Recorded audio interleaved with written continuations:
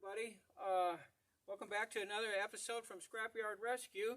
Today we got several little things I want to show you and go over. First of all, if any of you guys watched the last video I put out of us getting this Toyota Cressida revived, you can see that I got it up here in the yard now. It's here. It runs okay. It ran really good. I drove it around a little bit, and what's going on with it is it's leaking oil from the valve cover gaskets pretty bad, and it's getting down into the center part and draining into where the spark plugs are. So then what happens is that oil gets hot down there, and it pops those boots off of the spark plugs. So I ordered valve cover gaskets for it this morning. I'm going to tear this apart and put new gaskets on it. And if you, and then that'll, I think, is all that needs to be done with this. I'll stop that oil leak, and this thing's going to be, ready for the road. This is a great car.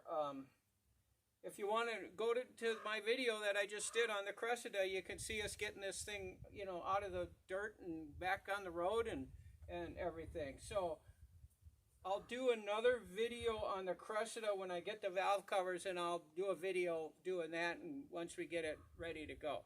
So let's go over to the number 2 Fairlane here. And what we've been doing on the Fairlane is I finally got both sets of ball joints, top and bottom. The top ones I had to order twice because they weren't right. The bottom ones I got, and I ended up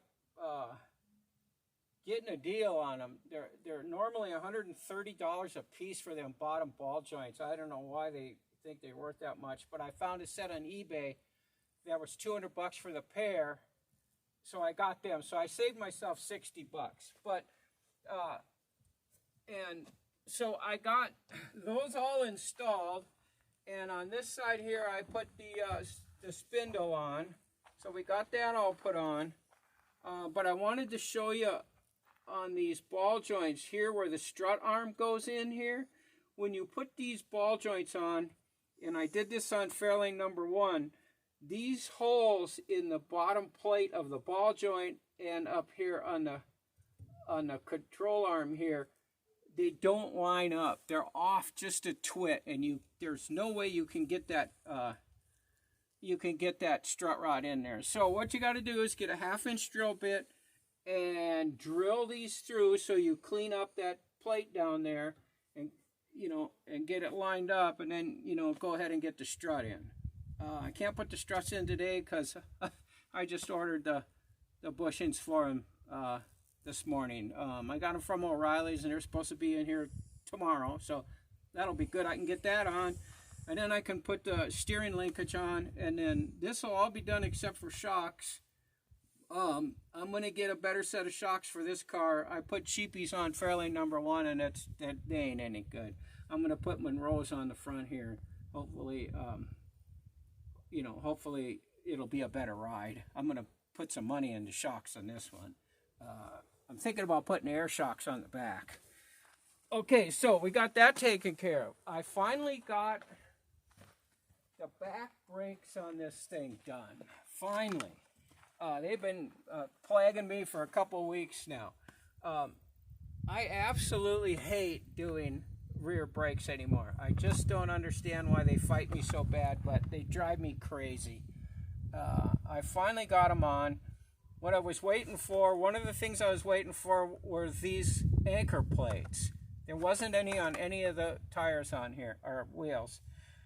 So it took me a couple of weeks to track these down. I finally found these on a Ford website that said they were fit 65 Ford Mustangs. So I went, okay, they'll if they're off of 65 Mustang, they'll probably fit on this because they probably use the same stuff. Well, I get them. I take them out of the box. I know right away looking at them they're wrong. And then sitting right up here at the top of the box, it says they fit a GM. So that's kind of the way the parts business is these days, guys. It's it's hit and miss. 50% of the stuff I get is wrong or doesn't fit, and I try to buy everything now off of Amazon so I can just send it back with no questions asked. The minute you punch the thing in that you're sending it back, they give you a refund. You know, they don't even care, whatever. But I got the back brakes on. So both sides I got them on. This side over here, I got this on, but it seems to, I got to readjust it. It's got a spot right here where it tightens up quite a bit. And then it goes, then it loosens back up. So I'm going to readjust them a little bit, and I'm sure I'll have to redo that once I get the car going. You know, I had to do it on the other car. You got to get under there every now and then and readjust them and tighten them or loosen them and make sure everything's good. So with that, then we're going to go up here to this other front spindle, and I'll go ahead and get this thing put on. And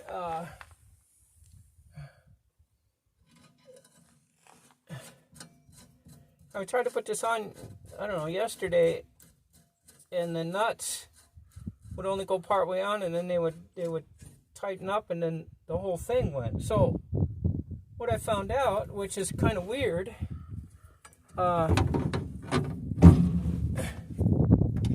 is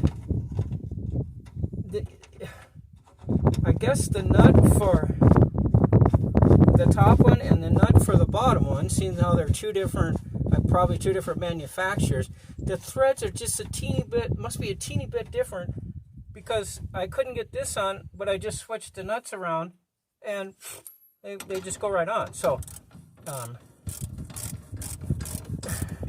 we'll just go ahead and get these snubbed up here, and when I get the strut bushings tomorrow and put the struts on, I'll go back and torque all this stuff down, put the cotter keys in, get it all in, get all that stuff locked in and tightened up, and you know, we'll do all that, and I can get the brake plates back on then. These have a greaser on each one, so I'll pump a little grease in there, and then we got to get all the stuff here for the back brakes, or front brakes. So anyways, with that, let's go over to Fairlane number 1.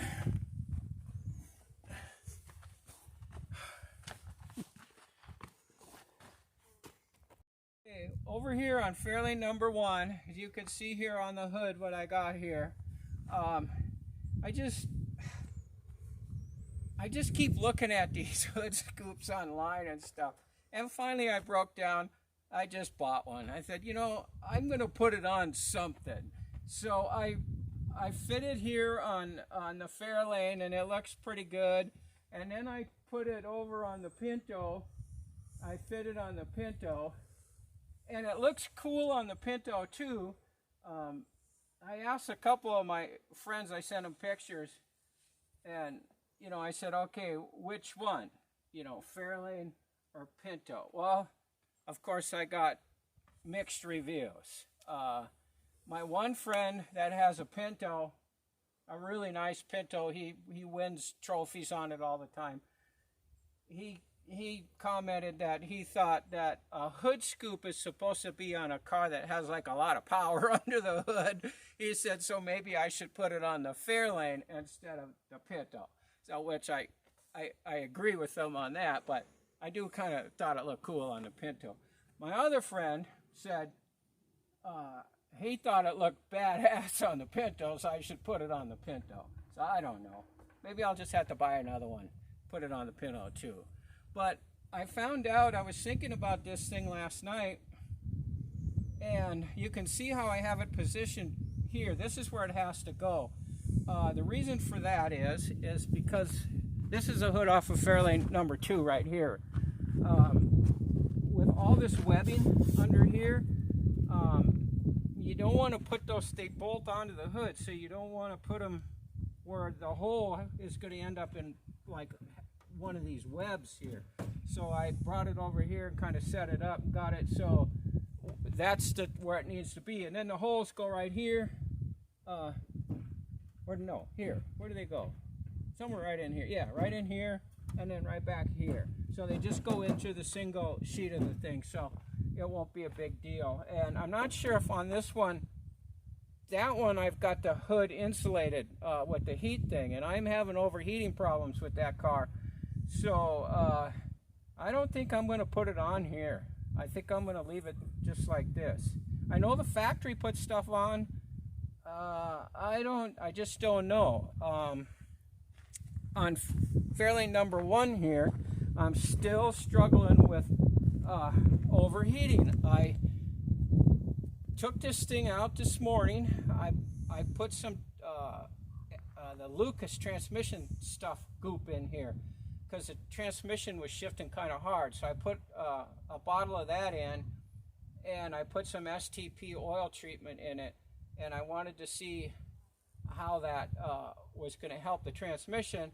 And I was hoping that that STP oil treatment would keep the oil pressure bumped up a little bit. Once this car gets hot, 200 degrees or so, oil pressure drops way down like 20 pounds, which kind of scares me. But I took it out for a ride today, and by the time I got home, it was over 200 degrees again. So I don't know. But what I'm going to do with it is I'm going to buy a new water pump that they're designed for high performance engines, they say. They've got a different impeller in them. It's supposed to pump more water. They claim 300% better cooling performance with this water pump. And they said it'll cool 15 to 30 degrees less, which would be perfect. It's like not quite 60 bucks, but I'm buying it, and I'm going to put that on here. And man, I just hope that that takes care of my overheating problems. I've tried three different fans on this car. I'm back to the mechanical fan that came factory. Then I put supposedly it was a pusher fan on the outside of the radiator, so when the temperature got up to around 180, 90, I would turn the fan on. That was supposed to cool it down. It was supposed to push more air across the radiator. Well, instantly the temperature went up 10 degrees, so that didn't work. So I tore that back off. But I'm going with the water pump. When I do that, we'll do a video on that, and hopefully that works. So, not really much to say on the Pinto. It's pretty much a done deal. I just have to get the front end aligned, and that's a cruiser. That's ready for a road trip. So anyways, with that, guys, let's go ahead and be sure you subscribe to my channel. Give me a thumbs up, leave comments, do all that stuff that, everybody's supposed to do on videos and stuff. And with that, we're just going to go ahead and end the video now. And I just want to thank everybody for watching, and we'll see you on the next video.